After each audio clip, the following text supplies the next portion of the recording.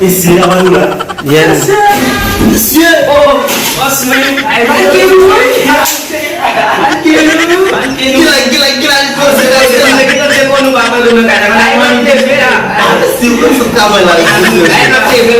Jesus is Lord. Somebody masa. Kayak lagi lah dua. Anda mesti bukan gue baik sah. Dulu sebab saya sebab maaf bos saya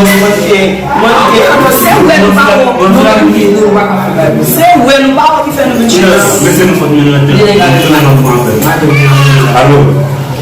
kita nak Jesus is Lord. Tak pernah. Muda, muda seperti kita tak ada.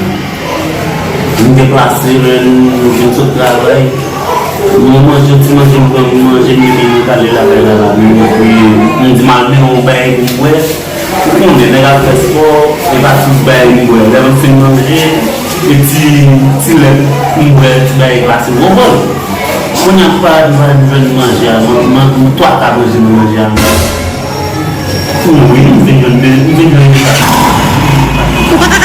apa ni kau kembali musa, apa ni kau kembali musa. Jesus is Lord. Ya, maksudnya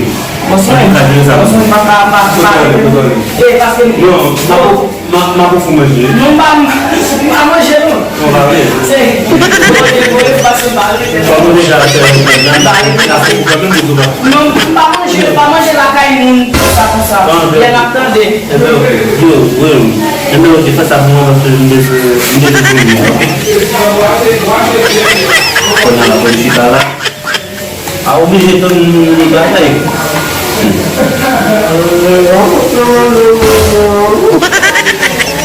Sabe que Jesus is Lord.